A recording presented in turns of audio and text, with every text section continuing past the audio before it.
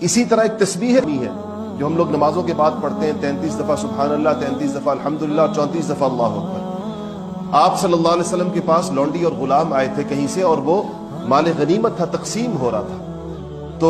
حضرت فاطمہ الزہرا رضی اللہ تعالی عنہا کے ہاتھ کے اندر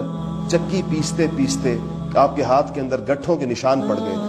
آبلے پڑ گئے تھے ہاتھ کے اندر، اور اس مشکیزے میں پانی جہاں سے لے کر آتی تھی اس سے سینے کے اوپر اس مشکیزے کے پٹے کے نشان آپ کے سینے کے اوپر پڑ گئے تھے۔ اس مشقت کی وجہ سے کسی نے ان کو کہا کہ جاؤ، حضور صلی اللہ علیہ وسلم لونڈیاں اور غلام تقسیم فرما رہے ہیں، کوئی ایک لونڈی اپنے لیے بھی جا کر مانگ کر لے آؤ تو تمہاری چکی پیسے گی اور پانی بھر کر لائے گی۔ تو آپ گئیں اور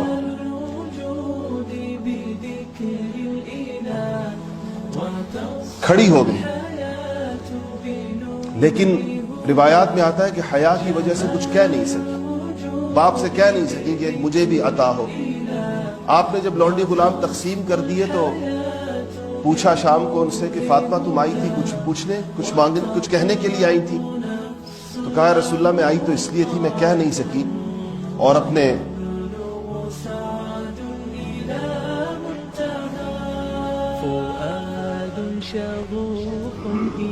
ہاتھ باپ کے سامنے کیے جس پر چکی پیسنے کے نشانات تھے۔ کہا کہ اگر ایک لونڈی مجھے بھی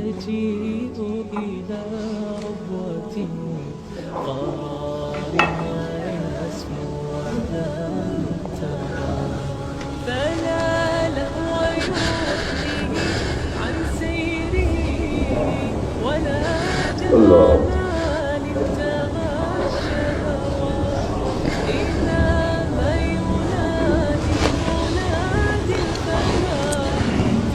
یہ کوئی باپ جان سکتا ہے جب اس کی بیٹی اس کیفیت میں اس کے پاس آئے اور دینے کے لیے مال بھی ہو۔ فرمایا، ایک روایت میں آتا ہے کہ آپ نے کہا کہ فاطمہ تجھے اس سے بہتر چیز نہ بتاؤں؟ ایک روایت میں آتا ہے کہ فرمایا، فاطمہ بدر کے یتیموں کا حق تجھ سے زیادہ ہے، جن کے باپ بدر میں شہید ہوئے ان کا حق میری نور نظر تجھ سے زیادہ ہے۔ اور پھر آپ نے کہا کہ فاطمہ جب تم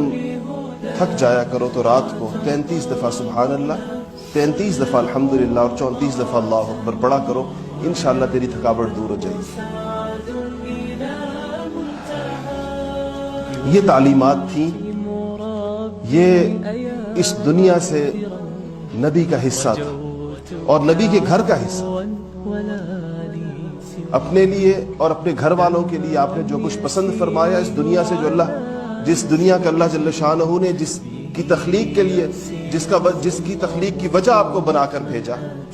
اس سے رسول اللہ صلی اللہ علیہ وسلم کا اور ان کے گھر والوں کا حصہ یہ تھا۔ ایک دفعہ آپ غزوہ سے واپس تشریف لا رہے تھے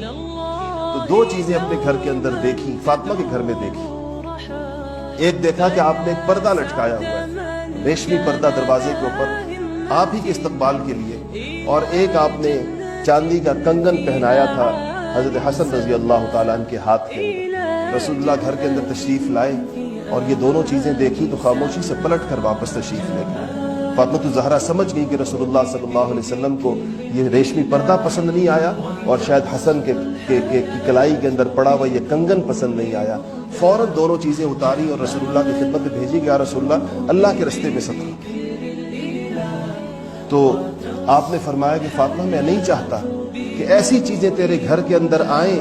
جو روز قیامت کسی آگ کا سبب بنے، کسی بھی اعتبار سے۔ حالانکہ کیا ایک گھر کے اندر لٹکا ہوا پردہ اور سونے کا کنگن آج کی قیمت کے اعتبار سے آپ دیکھیں تو کیا چیزیں، دنیا سے دور رکھا اپنی اولاد کو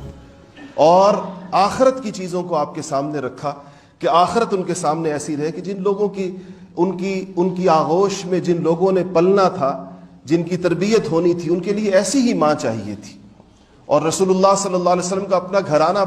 پوری دنیا کے لیے ایک نمونہ بننا تھا، تو اس کے لیے ایسے ہی اخلاق چاہیے تھے، ایسے ہی کردار چاہیے تھے۔ اللہ جل شانہ نے ان کو گویا جیسے چن لیا ہو کسی کے لیے۔